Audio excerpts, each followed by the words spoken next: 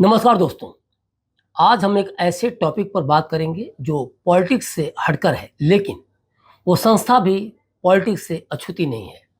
उस संस्था पर भी पॉलिटिशियन का प्रभाव हमेशा रहता है और वो भी भ्रष्टाचार में घिरा है और उसके सीईओ तक पर घूस लेने के आरोप लगे हैं और उसके बाद उस सीईओ को पद से हटाया भी गया है। हम बात कर रहे हैं भारत के सेंसर बोर्ड की, जिसका नाम, जिसका काम अक्सर विवादों में रहा है और कब किस विवाद में उसका नाम आ जाए ये भी नहीं कहा जा सकता। आगे बढ़ने से पहले हम जान लेते हैं कि आखिर सेंसरशिप होता क्या है और इसमें केंद्रीय फिल्म प्रमाणन बोर्ड यानी सीबीएफसी का क्या भूमिका है। सेंसरशिप एक ऐसा माध्यम है जो इस बात की निष्पक्ष जांच करता है कि सार्वजनिक डोमेन में क्या प्रसारित किया जाना चाहिए। सेंसरशिप का उपयोग आधिकारिक रूप से किसी भी अभिव्यक्ति को नियंत्रित करने और दबाने के लिए किया जाता है जो संभावित रूप से देश या राज्य के आदेश को खतरे में डाल सकती है। अपने देश के मामले में हम देखें तो सेंसरशिप कानून विज्ञापन, थिएटर, फिल्में, पत्रिकाएं, समाचार पत्र, नाटक, कला, नृत्य सबके ऊपर लागू होता है। कई बार आपने देखा होगा कि किसी के खिलाफ अपमानजनक टिप्पणी, अभद्र, अनैतिक एवं सार्वजनिक व्यवस्था के खिलाफ या धार्मिक भावनाओं को आहत करने वाले मुद्दों या वाक्यों को सार्वजनिक डोमेन से हटा दिया गया है। हालांकि इसके बावजूद ये कहना कि सेंसरशिप अपने दायित्वों को लेकर काफ़ी ईमानदार है, थोड़ी गलत व्याख्या होगी, थोड़ी जल्दबाजी होगी, क्योंकि कई बार ऐसा देखा गया है और इसे लेकर विवाद भी हुआ है कि सेंसर बोर्ड ने फिल्म का पूरा हिस्सा काट दिया या कई बार किसी के भाषणों के अंश को लेकर भी विवाद हुआ है जो सेंसर बोर्ड को सवालों के घेरे में खड़ा करता है। और बात सिर्फ फिल्मों या भाषणों के काट छांट की नहीं है। कई बार सेंसर बोर्ड के सीईओ या चेयरमैन का पद भी विवादों में रहा है और विभिन्न सरकारों में कई बार इस तरह के भी आरोप लगे हैं कि सरकार ने अपने चहेते को पद पर बैठा दिया और इसे लेकर मामला इतना बढ़ गया कि आरोप यहां तक लगने लगे कि सेंसर बोर्ड में बैठा अधिकारी अपनी मनमानी कर रहा है। अभी हाल ही में फिल्म पॉलिटिकल वार को डायरेक्ट करने वाले मुकेश मोदी ने भारतीय sensor board of film certification यानी सीबीएफसी से काफी नाराजगी भी जाहिर की थी। उनका कहना था कि सेंसर बोर्ड उनकी फिल्म को सेंसर सर्टिफिकेट देने से मना कर दिया है। मुकेश मोदी सेंसर सर्टिफिकेट के लिए 3 महीनों तक भारत में रहे थे। इसके बाद भी रिव्यू कमेटी ने उनके आवेदन को खारिज कर दिया और उनकी फिल्म भारत में रिलीज नहीं हो पाई। मुकेश मोदी ने उस दौरान कहा था कि पहले फिल्म का टाइटल 2024 इलेक्शन वार था, लेकिन बोर्ड ने इस पर आपत्ति जताई थी, जिसके बाद इसे बदलकर पॉलिटिकल वार कर दिया गया। रिव्यू कमेटी को फिल्म दिखाने के बाद भी इसे खारिज कर दिया गया था। इसका कारण यह बताया गया कि फिल्म के कलाकारों का चेहरा भारतीय राजनेताओं से मिलता जुलता है। मुकेश मोदी बोर्ड के इस निर्णय से परेशान होकर कहते हैं कि अगर उनके पास सेंसर सर्टिफिकेट नहीं होगा तो वे अपनी फिल्म को सिनेमा घरों में कैसे रिलीज कर पाएंगे।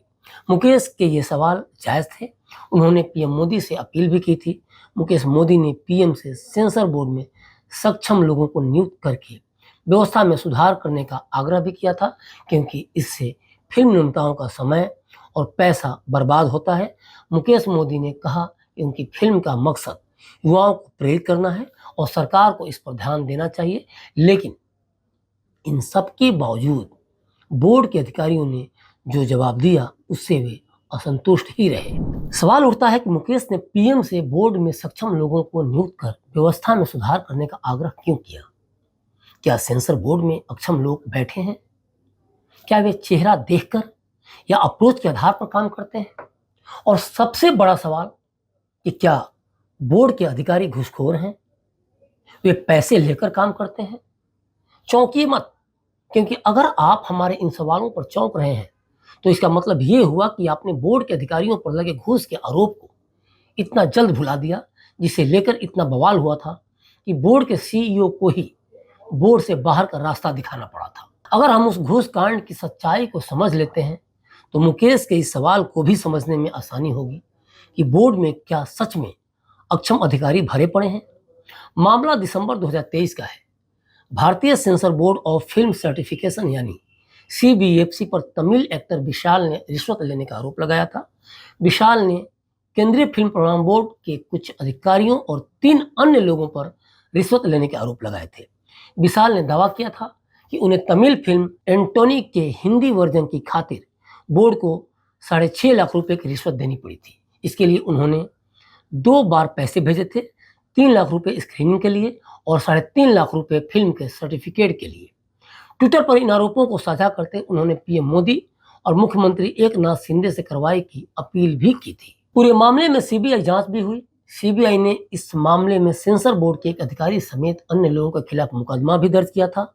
एजेंसी ने मुंबई में कई जगहों पर छापे भी मारे थे और आरोपियों के पास से कुछ पैसे भी बरामद किए थे।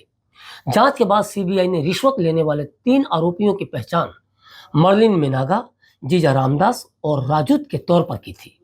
हालांकि सीबीएफसी अधिकारियों के नाम सामने नहीं आए। जांचकर्ता का कहना है कि मेनगा ने सीबीएफसी के अधिकारियों और 2 अन्य लोगों के साथ मिलकर 7 लाख रुपए की रिश्वत की मांग की थी। इन सब के बीच केंद्रीय फिल्म प्रमाणन बोर्ड से सीईओ रविंद्र भाकर की छुट्टी हो गई थी। उन्हें वापस रेलवे में भेज दिया गया था, जहां से वह आए थे। उन दिनों रविंद्र भाकर के अचानक सीईओ पद से हटने की खबर ने इंडस्ट्री में हलचल मचा दी थी, साथ ही सीबीएफसी पर भी कई सवाल खड़े कर दिए थे। दूसरी बात कि रविंद्र भाकर के तबादले पर किसी का आधिकारिक बयान तक नहीं आया, लेकिन सबकी नजरें इस तरफ जरूर थीं कि आखिर तबादला हुआ क्यों, और वो भी अचानक। दूसरी बात कि रविंद्र इसलिए भी सवालों के घेरे में रहे कि मीडिया रिपोर्ट्स के अनुसार भाकर के जनसंपर्क अधिकारी ने भी अपना पद छोड़ दिया था। और सबसे बड़ी बात कि इसी साल जनवरी में रविंद्र ने राष्ट्रीय फिल्म विकास निगम यानी कि एनएफडीसी के अध्यक्ष पद से भी इस्तीफा दिया था और इसके बाद से वह सिर्फ सेंसर बोर्ड के सीईओ का कामकाज देख रहे थे। सीबीआई जांच में बोर्ड के अधिकारियों के भले ही नाम आए हो, लेकिन सवाल है कि तमिल एक्टर ने ऐसे आरोप और वो भी बोर्ड के अधिकारियों पर क्यों लगाए, और आरोप लगाते ही बोर्ड के सीईओ रविंद्र भाकर की छुट्टी क्यों कर दी गई।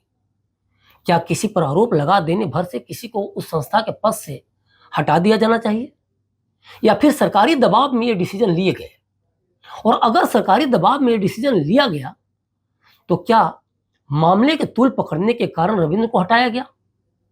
कई सवाल हैं जिनका जवाब आना अभी बाकी है, लेकिन जिस तरह से समय समय पर बोर्ड विवादों के घेरे में आता रहा है, उससे नहीं लगता कि इन सवालों के जवाब मिल पाएंगे। इस पूरी खबर पर आपकी क्या प्रतिक्रिया है? क्या आप भी सेंसर बोर्ड को इस तरह के भ्रष्टाचार में या घुसखोरी में या किसी कांड में कहीं से भी लिप्त देखते हैं? क्या उस पर जो आरोप लगते रहे क्या वे सही हैं? कमेंट बॉक्स में हमें अपने जवाब जरूर भेजिएगा। तो अभी तक के लिए बस इतना ही।